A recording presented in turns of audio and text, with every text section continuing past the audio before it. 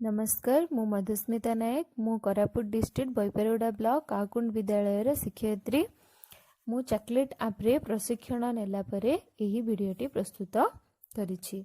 आज आमे पंचम श्रेणी रो सामाजिक विज्ञान बहिर आम परिवेश विषयटी को पढ़िबा।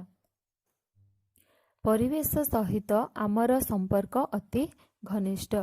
आमे परिवेश सहित ओतप्रोत भावरे जड़ित। परिवेश आमको प्रत्यक्ष बा परोक्ष भावरे साहाय्य करिथाए। ताहले परिवेश कौन ना परिवेश कहिले आमे आम चारिपाखरे थिबा समस्त वस्तु व पदार्थ को बुझी थाउ। बहु वर्ष धरी परिवेश आमर विभिन्न प्रकारर अमानविक कार्यकलाप जोगु तार संतुलन धीरे धीरे नष्ट हेबारे लागिछि। एहा फलरे आमर पृथ्वीर तापमात्रा दिनकु दिन वृद्धि हेबारे लागिछि, जहाकु कि आमे पृथ्वीर तापमात्रा वृद्धि बा ग्लोबल वार्मिंग मध्य कहिथाइ। एही चित्र गुड़िक मध्यरु केउ गुड़िक आम परिवेश को प्रदूषण रे साहाय्य करिथाए ताहाकु ठीक चिन्ह देबा। हाँ, एही ठीक चिन्ह दिया जाइतवा चित्र गुड़िक कार्य आम परिवेश को प्रदूषण करिबारे साहाय्य करिथाए।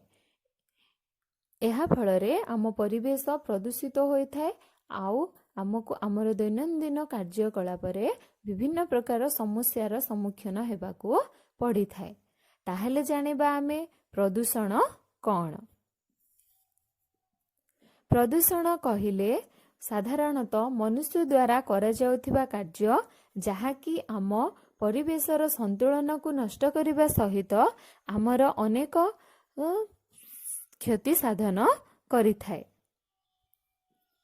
एही प्रदूषण गुड़िक को चारि भागरे विभक्त करा जाइथाए।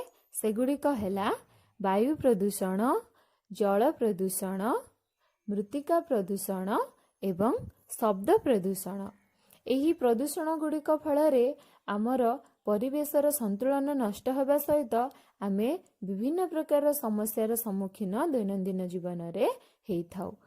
वायु प्रदूषण, जल प्रदूषण, मृत्तिका प्रदूषण एवं शब्द प्रदूषण। आमे एबे गोटे गोटे वायु प्रदूषण, जल प्रदूषण, मृत्तिका प्रदूषण विषय रे पढ़िबा। प्रथमे वायु प्रदूषण। वायु प्रदूषण कौन ना वायु प्रदूषण कहिले साधारणतः वायुमंडल रे अनेक प्रकार क्षतिकारक गैस जहाँकि कलकारखाना, जानवाहन चलाचल, विभिन्न प्रकार प्लास्टिक एवं पॉलिथीन जालिबा द्वारा बाहरुथिबा गैस वायु रे मिसी वायु को प्रदूषित करिथाए। वायुमंडल प्रदूषण हेबा फलरे आमको विभिन्न प्रकारर रोग होइथाए।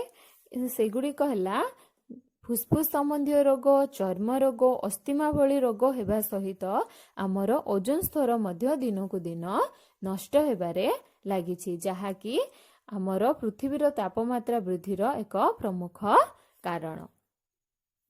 एही वायुमंडल प्रदूषण को रोकिबा पई आमे प्रचुर मात्रा रे वृक्षरोपण करिबा सहित कम दूरता विशिष्ट स्थान रे चलिबा किंबा साइकेल रो व्यवहार करिबा अत्यंत आवश्यक, जहा फलरे आमे आम वायुमंडल को प्रदूषण मुक्त करि परिबा। सेही भली जल प्रदूषण। जल प्रदूषण कहिले कौन बुझिबा ना जल प्रदूषण कहिले साधारणतः जल रे विभिन्न प्रकार कलकारखानार निर्गत विषाक्त पदार्थ तसहित गृहरु बाहर थिबा विभिन्न अनावश्यक पदार्थ एवं आम ग्रामांचल रे पशु माननकु जेउ नदी किंबा पोखरी पानी रे से माननकु छाड़ी दिया जाय थे एवं विभिन्न प्रकार लुगा सफा अलिया आवर्जना प्लास्टिक बोतल इत्यादि नदी किंबा पोखरी रे पकेइबा द्वारा आम जलटी प्रदूषण होइथाए।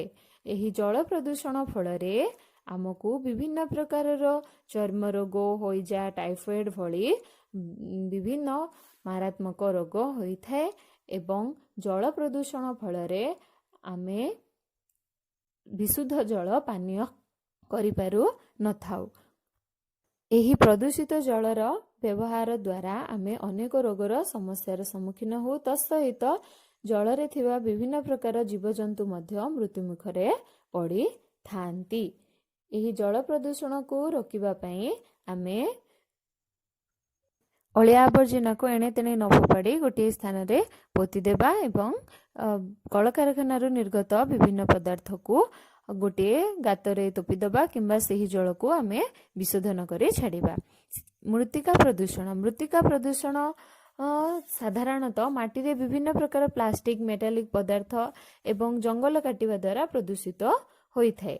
ଏହାକୁ ରୋକିବା ପାଇଁ ଆମେ ବୃକ୍ଷରୋପଣ କରିବା ସହିତ ମାଟିରେ ବିଭିନ୍ନ ପ୍ରକାର ପ୍ଲାଷ୍ଟିକ ପଦାର୍ଥ ନ ପକାଇ ସେଗୁଡ଼ିକୁ ଆମେ ପୁନର୍ଚକ୍ରଣ ପଦ୍ଧତି ମାଧ୍ୟମରେ ପୁନର୍ବାର ବ୍ୟବହାର କରିବା ଏବଂ ପ୍ରଚୁର ପରିମାଣରେ ବୃକ୍ଷରୋପଣ କରିବା, ଯାହାଦ୍ୱାରା କି ତାହା ମାଟିକୁ ଜାବୁଡ଼ି ଧରିବ ଏବଂ ଆମର ମୃତ୍ତିକା କ୍ଷୟ କମିପାରିବ।